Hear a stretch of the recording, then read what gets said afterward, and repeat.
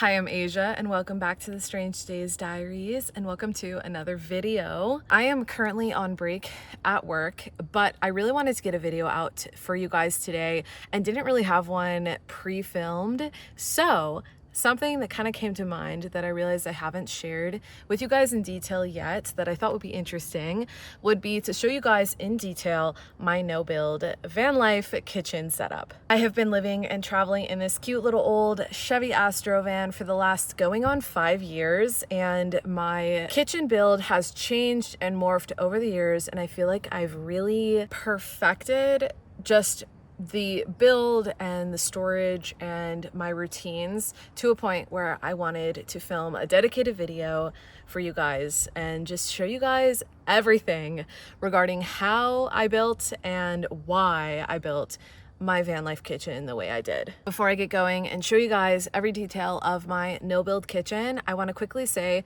this kitchen is perfectly set up for a fully contained stealth camping setup. I do a lot of stealth camping, so it's important for me to be fully contained and not have to cook out of the back of the van or bring anything out of the van in order to make food. But also, with that being said, I do have a camping, like a folding camping table that when I am wild camping, I pull the table out and just pull elements of my kitchen outside and cook outside. So this kitchen setup is good for indoor and outdoor use. And then also I want to quickly shout out Heather's Hikes and Adventures. She is the one that inspired this video. She made a video similar to this, I think like maybe 5-6 months ago, and it's just been on my mind ever since, and I really enjoyed her video. It will be linked below, as well as her channel if you want to check it out as well. She also travels in a minivan and has a really cool setup that you might appreciate watching as well. I'm going to split this video up into 3 categories, which will be my most used routines in my kitchen in the van, kitchen storage methods, and then tiny space tips for the kitchen. Starting off with most used routines, I might as well show you guys something I do every single day, and a lot of you guys have asked me exactly how I make my coffee every day. It's extremely simple and has the easiest cleanup ever. So let me show you. This is my main workspace, my one and only countertop in the van. But when it comes to making coffee, I just need a couple elements. First, I'll grab my coffee mug, and then I make pour over coffee. So I use this little camping folding pour over guy. And then in here, I will be showing you guys in detail absolutely everything and how I store everything and why things are the way they are. But first, the coffee. In here, I pull out my coffee with the filters and what I boil the water in. I'll pull my paper towels out as well. And then I also keep my butane stove in here that I will pull out as well. At this point, it's extremely simple. Literally, all I do is, first of all, I measure the exact amount of water that I'm gonna boil in my mug already.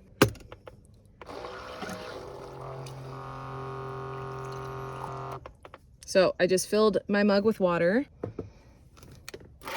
I'll pull my filters and coffee out of this tin thing. This is a Stanley, just like camping tin I got years ago, and it's what I use to boil water in. I'll pour the pre-measured water into it, put this onto my stove. I'll turn the stove on to get that started boiling, and then all I'll do is set up my pour over, put a filter in here, pour the coffee in the filter.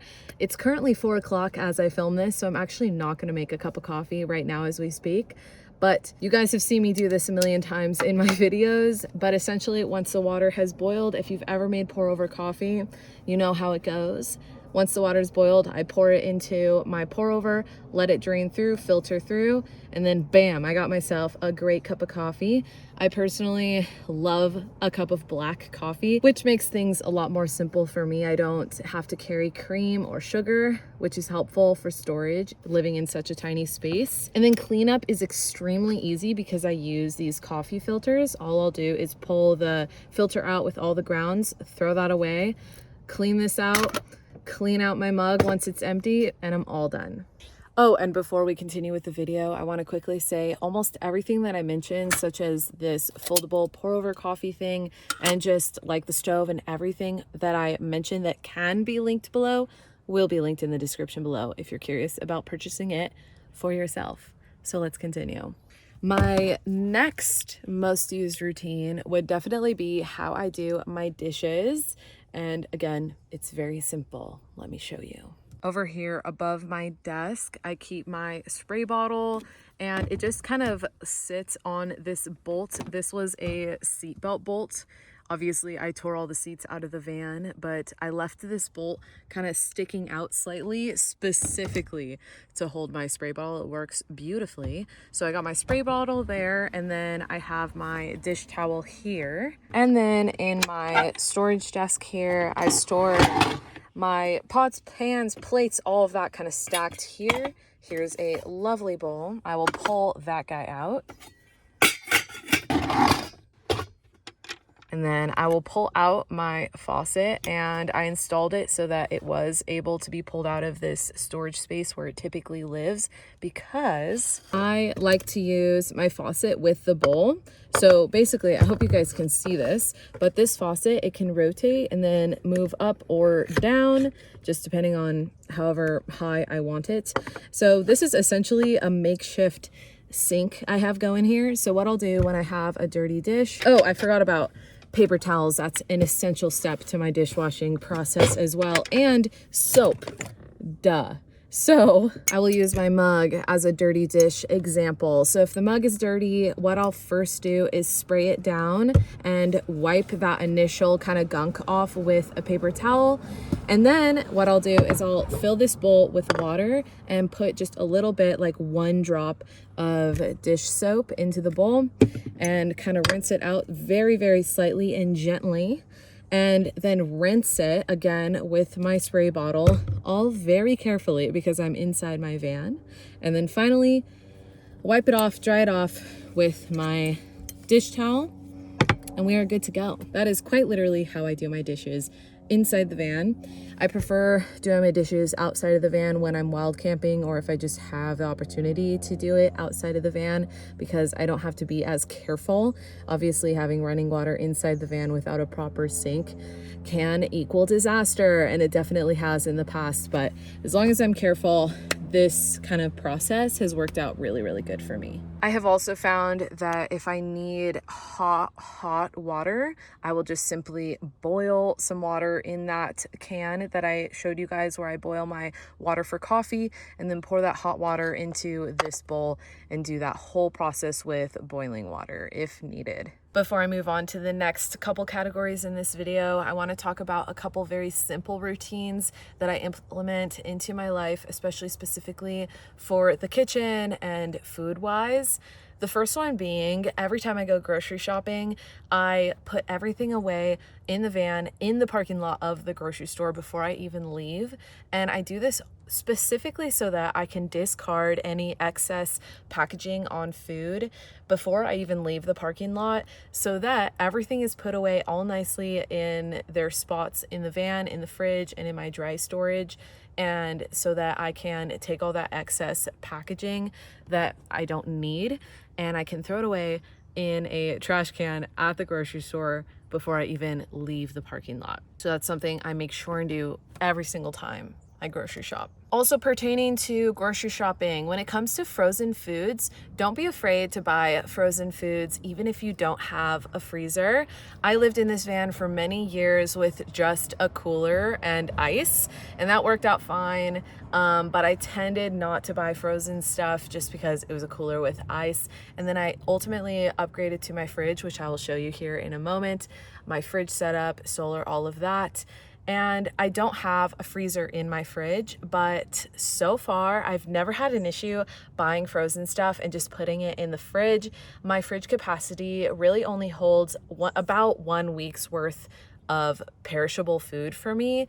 I will say though, don't just go willy-nilly buying frozen stuff like ice cream and stuff. Just like, for example, I've never had a problem buying frozen rice, frozen meatballs, stuff like that, frozen chicken, stuff like that, and putting it in my fridge and eating it over the course of the week. Even though it does thaw out, I've never really had an issue with that. Let me know in the comments below if that's really bad, but I would just say, don't be super scared of buying frozen stuff and putting it in your fridge. And my final simple routine before I move on to the next category is to do your dishes while you're cooking, just so that your space and your cleaning space and kitchen space is as clean as possible at all times. And or I try and do my dishes the second I'm done eating. It's just a habit that has really helped me stay sane as far as cleanliness goes and clutter goes while living in such a small van. Moving on to the next category in this video, which is storage methods. Living in a small, little, teeny tiny Astro van, which is a minivan, it means that I try and utilize every single little nook and cranny as possible for storage, especially when it comes to the kitchen. So let me show you what I do. So right now, sitting in the back of my van, looking at the front of my van, you'll see I am utilizing some space behind my front seats. Right here is my fruit basket. I've gone through a few iterations of this fruit basket, but I've ultimately come to loving this one. It's just this macrame black basket I bought on Amazon, I'm pretty sure, and it'll be linked below. I just store my fruit in here. Got an apple, lemon, and a couple avocados in here right now. And I just wrapped paracord around the seat and then secured it with these, they're basically like keychain things. I don't know how to describe it, but just wrapped this sucker around the seat, and it's worked really well as a fruit basket. A lot of people love a hanging fruit basket in their van, and I had one at one point, but I quickly learned that if there is anything it can swing into while I'm driving, then it'll quickly bruise all of the fruit. And my fruit basket, I think at one point it was hanging like here or something, and as I drove it would slam into the side of the van and bruise the fruit, which is why this has ended up being a really great solution for that. And then behind my driver's seat in this back pouch is where I store larger, kind of bulkier kitchen utensils and items, such as my spatula. I have tin foil, wax paper. I have my chopsticks in this box, and then my sushi rolling mat, just stuff like that. I also keep incense and flashlight, but you know, large kitchen utensils tend to live in here. And then at my feet here under the bed, I have a large drawer. This is split into two boxes within the drawer. This side is toiletries, but then this side, this is all my dry food and where I keep my sauces and sriracha, cooking spray, stuff like that. I got bread in here. I got cans of soup in here. But yeah, all my dry stuff lives in here. And this guy is basically the main star of the show in my van build. But when it comes to food storage and just kitchen storage, I call this my spice rack. And I do keep some things in here kitchen related, such as my mug and my camping folding pour over. And then I keep my salt and pepper and my everything but the bagel seasoning back here as well. I got my melatonin and my little thing of kitchen dish soap in here as well. And then under that, underneath my main desktop this is like my main kitchen storage. Obviously, I keep my paper towels here. I wish I had a better spot for paper towels in the van because these just live loose here, but this is the best spot I've been able to come up with it so far, at least. I have stacked pots and pans. So I have one pan, one plate, one pot, and one bowl. I used to have two plates, but one of my plates broke recently, but it was probably well due. I think I've had those plates for like 5 years now. And then in this main storage bin, I keep my coffee stuff and then other utensils. This is my utensil container. It has my 1 fork, 1 knife, 1 spoon. And then I've got a lighter, extra like travel utensils. I've got a can opener in here, scissors, just stuff like that. I also keep my coasters back here, which, by the way, I have found that coasters are a really great way to keep bugs out of your drinks, especially if it's like a juice or a beer or something at a campsite. Keep bugs out of the drinks when you're not drinking it by just putting a coaster on top of the cup. You will thank me later, I promise. Just keep a couple coasters around, and if it's a bit windy, then put something on top of the coaster. Or I have a burger coaster set made out of, I think it's like air dry clay, and they're a bit heavier, so I'll put that on top of the cup too, which is really helpful and won't blow off if it's windy. I also have my big like chopping knife in here and my wooden stirring cooking spoon in here as well. And then over here I have my butane cook stove, and then underneath this kind of cubby that the cook stove sits on top of, I have my cook stove wind screen that I use outside if it's windy to keep the flame from being blown out, which is super, super helpful when I'm wild camping and cooking outside. And then I also have some cooling racks that I use whether I'm cooking inside or outside. These are just really handy to have just in general. And then underneath that, I have a bag of Ziploc bags. I've got gallon size and quart size in here, I believe. Okay, and now I'll move on to the final category in this video, which is my interior build and specs specifically for my kitchen. Starting off with my swivel tabletop. This is something that I thought of last year, and my dad helped me actually design and install, and it's been a game changer, especially when cooking in the van. It, as you can see, it provides essentially double the counter space. It's just such a huge help.